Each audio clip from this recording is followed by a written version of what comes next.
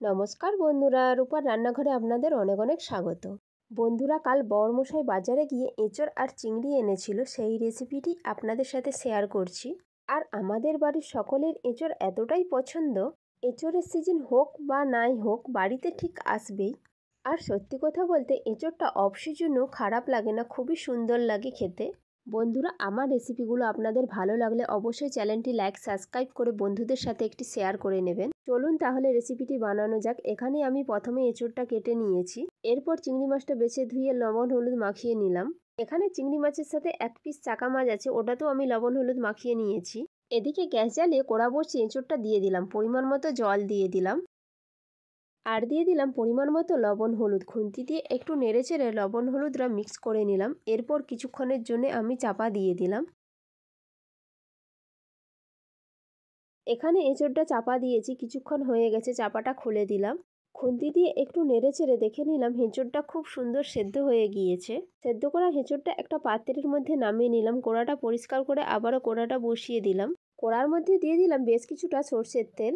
তেলটা গরম হয়ে আসলে খুন্তি দিয়ে কড়ার চার সাইডে তেলটা লাগিয়ে নিলাম, না হলে আলুটা কড়ার গায়ে চিটে যাবে, কারণ প্রথমে এঁচড় সিদ্ধ হয়েছিল কড়ার মধ্যে।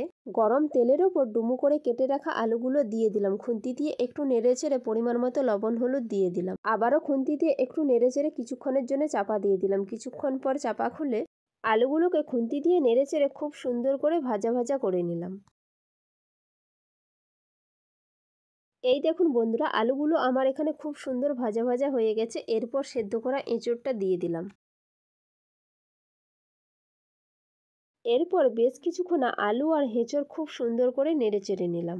এই দেখুন বন্ধুরা, আলু আর এঁচড় আমি এখানে খুব সুন্দর করে নেড়েচেড়ে নিয়েছি। এরপর আলু আর এঁচড়টা একটা পাত্রের মধ্যে নামিয়ে নিলাম। এখানে চিংড়ি মাছটা ভেজে নেওয়ার জন্য কড়ার মধ্যে তেল দিয়ে দিলাম। তেলটা গরম হয়ে আসলে চিংড়ি মাছগুলো দিয়ে দিলাম। খুন্তি দিয়ে নেড়েচেড়ে চিংড়ি মাছগুলো খুব সুন্দর করে লাল লাল করে ভেজে একটা প্লেটের ওপর তুলে নিলাম।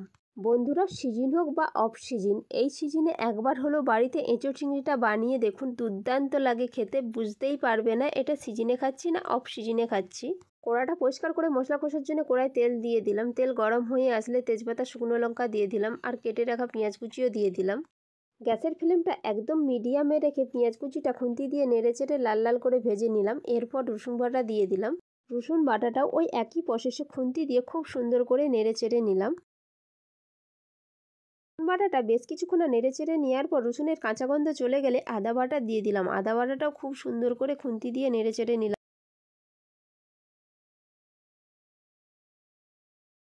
খুন্তি দিয়ে কিছুক্ষণ নেড়েচেড়ে আদা রসুনের কাঁচা গন্ধ চলে গেলে টমেটো কুচি দিয়ে দিলাম, আর দিয়ে দিলাম মশলার পরিমাণে লবণ, সবজির পরিমাণে লঙ্কা গুঁড়ো।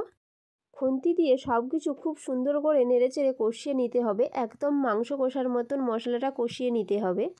আর হ্যাঁ বন্ধুরা, আপনাদের কার কার অফ সিজনে এরকম আমার মতো এঁচড় চিংড়ি খেতে পছন্দ, আমাকে অবশ্যই কমেন্ট করে জানাবেন। এই দেখুন বন্ধুরা, মশলাটা কষাতে কষাতে মশলা থেকে খুব সুন্দর তেল ছেড়ে এসেছে। মানে আমার এখানে মশলাটা খুব সুন্দরভাবে কষানো হয়ে গেছে। এরপর লেড়ে রাখা আলু আর এঁচড়টা দিয়ে দিলাম। আলু আর এঁচড়টা মশলার সাথে খুব সুন্দর করে কষিয়ে নিতে হবে। খুন্তি দিয়ে বেশ কিছুক্ষণ নেড়েচেড়ে আলু আর এঁচড়টা মশলার সাথে খুব সুন্দর করে কষিয়ে নিয়েছি। এরপর দিয়ে দিলাম পরিমাণ মতন জল। জলটা দিয়ে দেওয়ার পর খুন্তি দিয়ে একটু নেড়েচেড়ে নিলাম। জলটা দিয়ে দেওয়ার পর কিছুক্ষণের জন্য আমি চাপা দিয়ে দিলাম।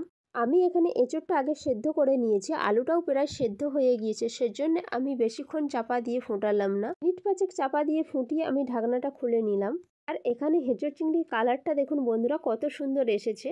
ঢাকনাটা খুলে নেওয়ার পর খুন্তি দিয়ে একটু নেড়েচেড়ে নিলাম। এই দেখুন বন্ধুরা, আলুটা আমার এখানে পুরোপুরিভাবে সেদ্ধ হয়ে গিয়েছে। আমি উপর দিয়ে দিয়ে দিলাম ভেজে রাখা চিংড়ি মাছ। চিংড়ি মাছটা দিয়ে দেওয়ার পর খুন্তি দিয়ে খুব সুন্দর করে নেড়েচেড়ে একদম হালকা আঁচে কিছুক্ষণ ফুটিয়ে নেব। বন্ধুরা, এখানে আমার একদম হালকা আঁচে কিছুক্ষণ ফুটানো হয়ে গেছে। খুন্তি দিয়ে একটু নেড়েচেড়ে উপর দিয়ে ধনেপাতা কুচি ছড়িয়ে দিলাম। ধনেপাতা কুচিটা দিয়ে দেওয়ার পর খুন্তি দিয়ে আবারও খুব সুন্দর করে একটু নেড়েচেড়ে নিলাম। আপনারা চাইলে এই পর্যায়ে ঘি কিংবা গরম মশলা দিয়ে নামাতে পারেন, কিন্তু আমি এখানে দিলাম না, কারণ আমাদের বাড়ির কারো ঘি কিংবা গরম মশলা এঁচড় চিংড়ি দিলে পছন্দ না, সেজন্য আমি এখানে দিলাম না। আর আমি এখানে এঁচড় চিংড়িটা একটা পাত্রের মধ্যে নামিয়ে নিয়েছি। আর এখানে এঁচোড় চিংড়ির কালারটা দেখুন বন্ধুরা, একদম কষা মাংসের মতো লাগছে না? সত্যি বলছি বন্ধুরা, আজকের এই অফ সিজনে এঁচোড় চিংড়ি রান্নাটা খেতে দুর্দান্ত হয়েছে। খেয়ে সবাই খুবই প্রশংসা করেছে।